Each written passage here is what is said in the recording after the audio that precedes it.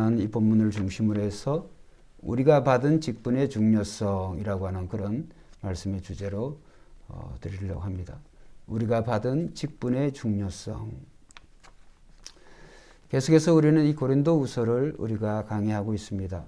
사도 바울이 이제 고린도 교회에 복음을 증거했지만 사도 바울이 떠나고 나자 이제 이 율법을 지켜야 구원을 받고 또 율법을 지켜야 이제 바른 그런 신앙이 되는 것처럼 이 율법주의자들이 이제 고린도 교회를 혼란케 했습니다.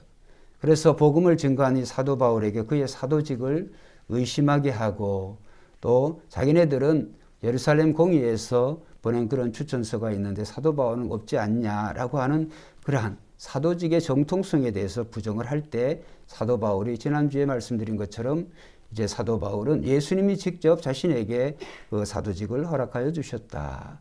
그리고 그 사도직은 사람들의 손으로 쓴 것이 아니고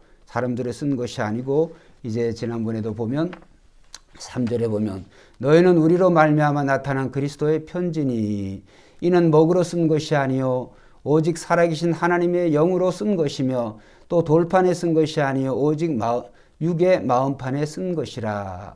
결국 이 고린도 교회가 이제 사도 바울의 이 사도직을 증명하는 그러한 그리스도의 편지들이다라고 그렇게 말씀하고 있습니다. 그렇습니다. 좋은 나무는 좋은 열매를 맺는 거죠. 그래서 사도 바울이 받은 그 사도직이 예수 그리스도께서 허락하여 주신 것이기 때문에 이제 그 복음을 통하여서 이 고린도 교회가 복음의 견고에 설 수 있는 것이죠. 그런데도 불구하고 이 율법주의자들은 늘 이 율법에 대해서 그런 율법 우선주의, 그 율법이 복음보다 예수 그리스도의 그 복음보다 더 위에 있다라고 하는 것에 대해서 자꾸 이 고린도 교회를 혼란케 했습니다. 그래서 오늘은 이제 사도 바울이 율법과 이 복음의 차이에 대해서 말씀을 하고 있습니다. 율법과 복음의 차이. 율법이라고 하는 것은 오늘 여러 가지 표현을 이제 사도 바울이 합니다. 자, 6절에 보면 그가 또한 우리를 새 언약의 일꾼되게 만족해 하셨으니 새 언약과 그 다음에 대조되는 것이 율법 조문으로 하지 아니하고 새 언약과 율법 조문은 율법 조문이다 이렇게 이제 대조가 되어 있는 거죠. 그 다음에 또 영으로 오직 영으로 함이 영과 율법 조문. 그래서 이제 새 언약은 영과 관계된 것이고 이 율법 조문은 이제 7절에 보면 돌에 써서 죽게 하는 율법의 조문 이렇게 말하고 있습니다. 그러니까 율법이라고 하는 것이 결국은 출애굽기 34장에 보면 이 모세가 시내산에서 하나님부터 그 율법을 받을 때 그 돌판에 하나님께서 손가락으로 친히 돌판에 써 주신 것이죠. 그게 율법이죠, 율법. 그런데 이제 복음은 예수 그리스도로 말미암아 주신 것인데 이 복음은 이 글자로 문자로 쓴 것이 아니고 영으로 우리의 마음에 기록을 했다. 이렇게 이제 대조를 하고 있습니다. 그렇기 때문에 율법과 이 복음의 그 차이를 보면 이 율법은 여기에 보면 율법은 율법 조문이라 그러기도 하고 그 다음에 어떻게 비교를 하냐면 9절에 보면 8절에 보면 하물며 영의 직분은 더욱 영광이 있지 않으니 영의 직분이 나오고 그 다음에 정죄의 직분도 나오고 이렇게 나옵니다. 그래서 이 율법 조문은 이 율법을 다루는 그러한 이 모세와 같이 율법을 전하고 율법을 지키는 자들이 받은 그 직분, 그걸 이제 정죄의 직분이다. 참 두려운 말이죠. 정죄. 죄를 정해주는 그러한 직분이다. 그런데 복음을 통해서 받은 직분은 의의 직분이다. 이렇게 또 대조를 하고 있습니다. 그래서 먼저 우리가 이해를 해야 될 것이 율법이 나쁜 것이냐, 율법이 나쁜 것이냐, 율법이 어떤 것이냐라고 생각할 때 율법은 하나님이 주신 거예요. 그래서 율법은 선하고 거룩한 거예요. 근데 중요한 것은 그 율법의 역할이 이제 내가 죄를 죄로 모르다가 그 율법이 하나님께 주심으로 말미암아 죄를 깨닫게 되어지는 거예요. 그래서 율법을 통해서 우리가 죄가 이전에 죽었던 모르던 무감각에 있는 죄가 살아나는 거예요. 죄가 자꾸 드러나는 거예요. 자, 예를 들어서 우리가 사극에 보면 그 왕들이 이제 이렇게 식사를 할 때, 수라상을 이렇게 할 때 왕들이 아무렇게나 먹지 않죠. 반드시 거기에 독이 들었나 안 들었나 이런 것들을 검사를 하죠. 그래서 은을 사용해가지고 은수저를 하든지 숟가락을 하든지 뭔지 그런 것들을 요리사들이 그것을 먼저 이렇게 검사를 하잖아요. 독이 들었는지 안 들었는지. 그냥 보면 몰라요. 그런데 그것을 검사를 해보면은 그거를 검사하는 그 은이 이제 그런 독을 검사할 수 있는, 검침할 수 있는 그런 성분이 있는 모양이죠. 그래서 은을 넣으면, 은을 갖다 대면 은의 색깔이 변한단 말이에요. 그런 것처럼 우리가 이 은으로 그 독을 검사하기 전에는 그냥 다 같은 음식이에요. 다 같은 그런 음식이고 거기에 뭐가 있는지는 몰라요. 근데 그것을 검사를 하니까 거기에 독이 들었다고 하는 것을 알게 되어지는 거죠. 독이 들었다고 하는 것을 알면서도 그걸 먹으면 어떻게 될까요? 죽는 거죠. 그러니까 마치 율법은 우리로 하여금 이 죄를 드러나게 만들어서 내가 죄인이다라고 하면 죄에 대한 심판이 있고 이 죄의 싹은 사망이다. 범죄한 영혼은 반드시 죽으리라 하나님께서 말씀하셨기 때문에 이 율법을 통해서 우리는 죄를 깨닫게 되는 거예요. 참 좋은 것이죠.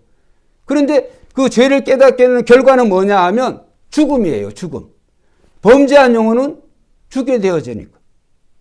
죄를 모를 때에도 당연히 죽음이지만 죄를 깨닫게 알게 되어지면 되어질수록 더욱더 그 죽음에 대해서 더욱더 깨닫게 되어진단 말이에요. 자, 예를 들어서 이제 우리가 자동차를 운전할 때 여러 신호등들이 많이 있습니다. 신호등이 없을 때에는 그냥 막 지나다니지만 신호등이 생겼는데 거기에 빨간불이다.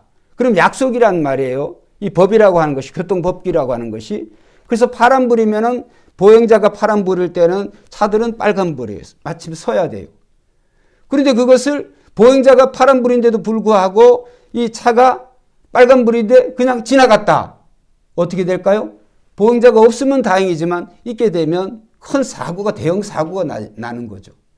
자, 그러면 이 율법이라고 하는 것이 이제 이렇게 교통법규와 같이 이렇게 이저런 여러 가지 많은 그런 다양한 모습으로 있단 말이에요. 근데 그것을 우리가 꼭 지켜야 되는데 우리가 그렇지 못할 때가 있어요. 그렇지 못할 때 사고가 일어나는 거죠. 또 그것을 지키지 않을 때 그러한 위험성들이 많이 있다고 하는 것을 법이 없을 때에는 몰랐지만 법이 있을 때에는 사고가 예견되는 거란 말이에요. 그렇기 때문에 오늘 이 율법이라고 하는 것은 하나님이 우리에게 그것을 지키라고 하실 때 선하고 거룩한 그러한 뜻으로 우리에게 주셨지만 그 율법의 한계는 뭐냐 하면 그 율법이 가리키는 것은 뭐냐 하면 심판과 죽음이라고 하는 거예요. 그래서 중요한 것은 이 율법을 지킴으로 말미암아 우리가 이 죄의 문제를 해결할 수 있는 사람이 없어요. 율법을 잘 지킬 수 있는 그런 완벽히 지킬 수 있는 그런 사람이 없는 거예요. 자, 그래서 하나님께서는 예수 그리스도를 통하여서 그래서 이 율법을 통해서 죄를 드러나게 만들어서 그 죄에 대해서 그 심판을 받게 하고 이 사망을 갖게 하는데 그 사망에서 해결되는 자유가 되는 그러한 분을 소망하게 만들어요. 여러분, 오늘 우리가 예를 들어서 뭐 병원에 갔는데 몸이 안 좋아서 병원에 갔는데 무슨 간암 3기입니다. 췌장암, 대장암 3기입니다. 5기입니다. 5기가 있는지는 모르겠습니다만 3기다 4기다 그러면 심각한 거 아닙니까? 그죠? 그러면 어떻게 될까요? 두렵죠. 이제 살 날이 얼마 남지 않았다고 하는. 그러면 그 얘기를 듣는 순간 그 다음부터 생각하는 게 뭘까요? 어느 병원에 가면 어느 의사를 가면 이 대장암에 잘 치료한다더라. 용하다고 하더라. 무슨 약이 좋다고 하더라. 모든 관심이 거기에 있는 거예요. 마찬가지입니다. 오늘 우리가 죄의 문제를 내가 죄인이라고 깨달았을 때 그래 먹고 죽자. 그래 뭐 3개월을 살든지 3일을 살든지 그렇게 자유로운 사람이 없어요. 사람이라고 한다면 그 생명에 대해서 그것을 소원하게 되어 있죠. 또 그것을 살고 싶어 하죠. 인간이라고 한다면, 사람이라고 한다면. 자, 그래서 우리로 하여금 이 율법은 죄를 드러나게 만들고 죄를 드러나게 만들어서 이 율법은 예수님께로 인도하는 거예요. 할렐루야. 자, 그렇기 때문에 이 율법이 나쁜 게 아니에요. 그래서 이 율법을 통하여서 이 죄 문제가 더욱더 드러나게 되니까. 자, 그런데 구약과 신약의 차이는 예레미야 31장 33절에 보면 이미 하나님께서는 구약 성경에도 구약의 예레미야 선지자를 통하여서도 이제 모세가 그의 이 돌판에 새기는 그 율법을 받고 그 율법을 이스라엘 민족이 지켜야 되는데 온전히 지키지를 못해요. 온전히 지키지를 못하고 이제 불순종해죠. 그러니까 결국은 하나님의 하나님의 언약이라고 하는 것, 하나님의 말씀을 순종하면 하나님께서 복의 복을 주시고 자손을 하나님 번창케 하시고 그러한 것들이 그러나 이 언약을 어기게 되어지면 즉 불순종하게 되어지면은 거기에 대한 대가를 치르게 하신다고 하는 거예요. 근데 예레미야 31장 31절부터 33절에 보면 이스라엘 민족이 하나님의 언약을 깨뜨려 버려요. 불순종하게 돼요. 그래서 그들은 영원히 그런 심판을 받게 될 수밖에 없어요. 그런데 하나님께서는 그들을 버리지 아니하시고 하나님이 그들에게 새 언약을 하나님이 맺게 하신다. 그래서 그 말씀이 예레미야를 통해서 새 언약을 하나님이 주시는데 오늘 이 말씀에 나온 것과 같아요. 자, 한번 찾아보겠습니다. 예레미야 31장 이사야, 예레미야 이렇게 나오죠. 예레미야 31장 31절부터 33절까지 1101페이지에 있습니다. 제가 가진 성경. 자, 31절부터 33절 같이 읽어봅시다. 시작. 여호와의 말씀이니라. 보라, 날이 이르리니 내가 이스라엘 집과 유다 집에 모여 새 언약을 맺으리라. 이 언약은 내가 그들의 조상들의 손을 잡고 애굽 땅에서 인도하여 내던 날에 맺은 것과 같이 아니할 것은 내가 그들의 남편이 되었어도 뭐요? 그들이 내 언약을 깨뜨렸습니다. 여호와의 말씀이라. 자, 그런데 33절. 그러나 내가 이스라엘 집과 맺을 언약은 이러하니 곧 내가 나의 법을 뭐요? 그들의 속에 두며 그들의 마음에 기록하여 나는 그들의 하나님이 되고 그들은 내 백성이 될 것이라 여호와의 말씀이니라. 그날 후에 여기 보면 내가 유다 집과 31절에 여호와의 말씀이라. 보라, 날이 이르리니 이 날. 그 다음 33절에 내가 그날 후에. 이 말씀은 예수 그리스도를 통하여서 예수가 통하여서 이 우리에게 주신 복음은 이 복음은 새 언약이라는 거예요. 근데 그 새 언약은 이 돌판에 새긴 것이 아니라 우리의 마음에 새긴다고 그랬어요. 글자로 새겨진 것이 아니라 성령으로 영으로 우리의 마음에 새긴다고 그랬어요. 그러니까 이제 이 복음을 통하여서 이제 예수 그리스도의 이 복음을 듣는 자마다 이제는 율법 아래서 정말 종살이하고 율법이 정말 통하여서 내가 죄인이라는 걸 깨닫게 된 사람들은 예수 그리스도를 만남으로 말미암아 죄의 문제가 해결이 되어져요. 해결이 되어질 뿐만이 아니라 의로운 사람이 되게 하는 거예요. 의의 직분자가 의의 사람으로 그리스도의 의로 우리를 입혀주시는 거예요. 자, 얼마나 영광스러워요. 자, 그래서 오늘 이 고린도후서 이 3장의 말씀을 통해 율법과 이 복음의 차이는 정말 율법도 선하고 거룩한 것이지만 복음은 율법이 해결할 수 없는 그런 문제를 완벽히 율법을 성취하고 오히려 더 나아가서 이 복음이 율법보다 훨씬 근본적인 그런 문제를 해결할 뿐만 아니라 우리로 하여금 하나님의 자녀로서 영원히 살 수 있도록 보장하시는 거예요. 어떻게?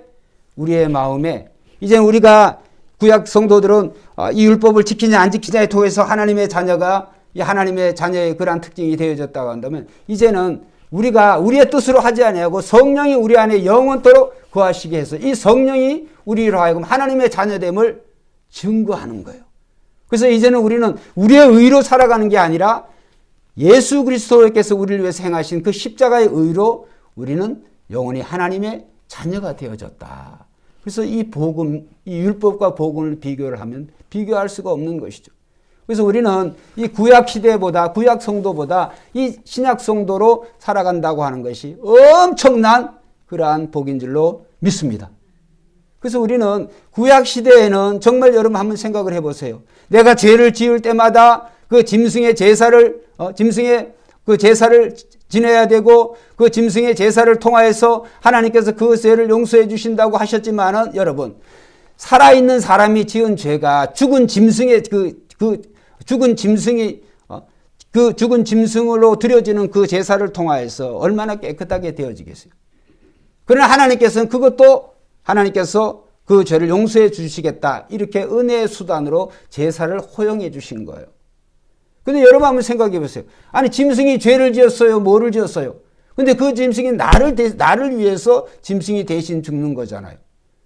중요한 것은 짐승의 제사는 한번 따라합시다. 죽은 제사다.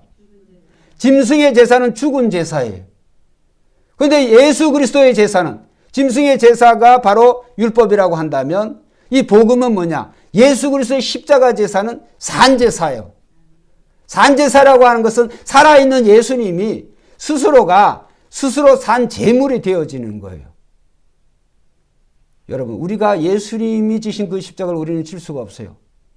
그래서 우리는 그 예수 그리스도의 단 한 번의 그 제사로 인해서 하나님께서 우리의 모든 죄를 다 용서해 주시고 그 그리스도의 그 십자가의 그 제사를 통해서 우리를 하나님의 의로운 자녀로 하나님께서 의로운 자라고 우리를 불러주시는 거예요. 비교를 할 수가 없어요. 자, 그러면 그 다음 7절부터 11절까지의 말씀은 뭐냐 하면 율법의 조문을, 이 율법을 지키는 그러한 이 율법과 관계하여 살아가는 사람들이 받은 직분도 영광이 있는데 복음을 통하여서 우리가 새 언약의 일꾼이 된 우리가 받은 그 직분의 영광은 더욱더 비교할 수 없다는 거예요. 자, 무슨 말이냐? 출애굽기 34장에 보면요. 출애굽기 34장에 보면 모세가 이제 하나님으로부터 그 율법을 받고 내려와요. 그런데 받고 나면 자기 자신은 몰랐어요. 그런데 이제 백성들을 만나니까 사람들이 모세를 두려워해. 뒤로 막 물러가고 굉장히 막 두려워하는 그 이유를 모세가 깨닫게 되어졌어요. 왜냐하면 모세가 40일 동안 하나님과 교제하는 동안에 하나님의 영광이 모세의 얼굴에 비춰진 거예요. 그러니까 마치 거울과 같이. 그러니까 하나님과 함께한 자의 그 뭐라 그럴까요? 그 영광, 하나님과 교제한 자의 그러한 결과가 잠깐 모세에게 있었던 거예요. 그런데 성경은 말이고 곧 사라지는 거예요. 사라질 거예요. 언제까지 있었는지, 얼마나 갔는지 그거는 모르지만 중요한 것은 모세가 이스라엘 민족 백성들하고 대화할 때, 만나고 교제할 때는 모세가 그들이 두려워하니까 모세가 어떻게 했어요? 수건을 꺼내서 자기 수건으로 자기 얼굴을 가렸다고 그랬어요. 그런데 여러분 한번 생각해 보세요. 이 모세와 같은 그런 모세가 받은 그런 직분도 얼마나 귀중하겠어요. 그런데 율법의 직분도 귀중하고 영광이 있다고 한다면 오늘 복음을 통해서 우리에게 주신 그 직분은, 그래서 교회의 직분이 중요한 거예요. 교회의 직분, 이 새 언약의 일꾼, 우리는 새 언약의 일꾼이잖아요. 복음을 통해서 우리가 하나님의 자녀가 되었고 일꾼으로 부름을 받았다고 한다면 오늘 우리가 받은 그런 직분은 옛 언약, 율법의 언약, 이 언약하에 받은 그 직분하고는 비교가 안 된다는 거예요. 왜? 오늘 우리에게 우리에게 주어지는 이 복음의 직분은 영원한 거예요. 할렐루야. 그래서 오늘 찬송을 부르는 거예요. 우리가 지금은 나그네 되어도 이렇게 되었지만 우리가 받은 그 직분, 천사도 뭐요? 흠모하겠네. 천사가 흠모하는 직분이 오늘 새 언약의 일꾼인 사랑하는 성도들이 받은 그런 직분이라는 거예요. 천사가 흠모해. 그래서 우리는 우리의 직분을 너무 가볍게 여기는 경향이 있어요. 잊어버리는 수가 있어요. 내가 직분을 받았는지 안 받았는지 직분에 대해서 그 중요성을 깨닫지를 못해요. 오늘 거기에 대해서 사도 바울이 말씀하고 있는 거예요. 성도들이 받은 직분은 보통 직분이 아니다. 그거는 정말 이 옛언약 율법으로 살아갈 때 율법 시대에 사는 사람들이 받은 그 직분도 여러분 뭐 왕도 있을 거고 제사장도 있을 거고 선지자도 있을 거고 그 다음에 여러 많은 그런 직책들이 있을 거 아니에요. 그런데 우리가 베드로후서에 보면 우리는 왕 같은 제사장들이다. 우리 한 사람 한 사람이 왕 같은 제사장들이다. 왜냐하면 예수 그리스도께서 왕이요 제사장이요 오늘 예수님께서 그런 선지자이시기 때문에. 그래서 예수 그리스도께서 우리가 예수 그리스도를 믿음을 통해서 그리스도의 직분이 우리의 직분이 되어진단 말이에요. 그래서 오늘 우리의 직분은 예수님이 보장하시는 거예요. 그래서 교회의 그러한 직분은 성도가 받은 직분은 세상에 줄 수 없는 그러한 직분이다. 여러분 뭐 대통령, 뭐 국무위원들, 장관들, 차관들 뭐 세상이 알아주는 그러한 직분이에요. 그런 건요 세상에서 다 끝나는 거예요. 천국에는 그런 게 없어요. 하나님께서 우리를 인정하시는 하나님께서 기뻐하시는 직분은 성도의 직분, 그 성도의 직분은 예수 그리스도의 이름으로 우리에게 주신 거기 때문에 그 직분에는 그리스도의 영광이 비춰지는 거예요. 대통령이나 장차관의 이거는 하나님께서 성도를 통하여서 우리에게 주신 영광의 그런 직분이 아니에요. 그는 사람들을 섬기라고 그러한 직분이지 사람들의 그 종이 되라고 그 사람들의 종이 되라고 오히려 우리에게 주신 그러한 직분들이지 그런 것을 자랑할 만할 게 안 돼요. 그런데 성도가 받은 직분은 예수 그리스도의 몸된 지체에게 비춰지는 그러한 영광의 직분이기 때문에 더욱더 영광스럽다고 하는 거죠. 그래서 모세와 비교가 되어지잖아요. 모세의 얼굴에 비춰진 그러한 영광, 그런 영광은 사라지는 거지만 오늘 복음 시대, 즉 예수 그리스도로 말미암아 복음을 통해서 하나님의 자녀된 우리에게 받은 그 직분은 정말 얼마나 놀라운 것인지. 그래서 사도 바울이 날마다 그리스도를 자랑한 거예요. 내가 예수 그리스도의 십자가 위에는 모든 것을 다 배설물과 같이 여기겠다. 그래서 자기는 그러한 정죄의 직분이 아니라 고린도 교회가 지금 흔들리고 고린도 교회 거짓 교사들이 와가지고 그 율법을 들먹거리고 율법의 그 직분이 그 율법의 조문이 중요하다라고 하는 것에 대해서 사도 바울이 그거는 이미 예수 그리스도 안에서 다 성취된 것이다. 지금 복음을 통해서 너희들은 의의 직분을 받은 자들이다. 그것을 더욱더 영광스럽게 여겨라. 너희는 그리스도의 편지다. 너희는 그리스도의 향기다 라고 하는 그런 내용을 사도 바울이 지난 시간에 말씀하고 있잖아요. 여러분 오늘 우리는 우리의 삶을 통해서 정말 우리가 영광된 그러한 그리스도의 정말 위대한 영광의 직분을 받은 자로서 우리는 늘 잊지 않아야 될 줄로 믿습니다. 여러분 우리의 성도의 그 직분이 천사가 흠모할 만한 그런 직분이에요. 근데 거기에 대해서 우리는 너무나 가볍게 여기고 그것에 대해서 때로는 부담스러워하고 그 직분 받는 것을 꺼리는 그러한 경향도 있어요. 그러나 절대로 그래서는 안 된다.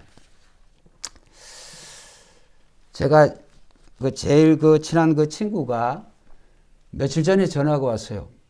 장로의 직을 이제 나이 60의 장로님이 된 그러한 친구가 있는데 그런 얘기를 해요. 목사님 지금까지 자기가 그래서 어쨌든 나름대로 목사님 하는 대로 성실하게 그 해양연구소를 하는 친구인데 성실하게 자기가 그 기업을 잘 나름대로 이렇게 잘 최선을 다해서 그렇게 이끌어 왔는데 이 장로 임직을 받은 다음에는 이상하게 오히려 자기를 해하려고 하고 자기는 이전에는 안 그랬는데 자기 직원 중에서도 자기에 대해서 좋지 않게 생각해 나가가지고 다른 회사를 차려가지고 정말 왜 이런 일이 벌어지는지 모르겠다. 이전에는 안 그랬다. 분명한 것은 장로의 직분을 받은 이후에 이런 일들이 여기저기 발생하고 있다. 이런 얘기를 해요. 그래서 그 친구가 매일 아침 7시 41분에서 그 2분 사이에 퀴트하는 친구니까 뭐 이전에도 했고 장로 직분을 받기 전에도 했고 지금도 계속적으로 그 큐티를 하고 있죠. 그래서 제가 그랬어요. 그거는 사탄이가 악한 사탄이가 사탄 마귀가 너를 통하여서 시험하는 거다. 왜? 너가 받은 그 직분이 귀하기 때문에 사탄이 그 직분을 통하여서 너를 시험하는 것이다.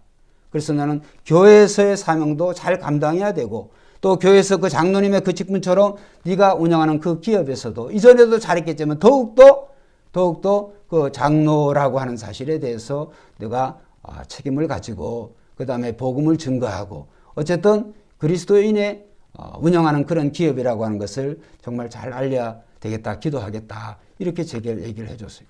이전에는 안 그랬는데 그리고 이제 또 좋은 소식도 있어요.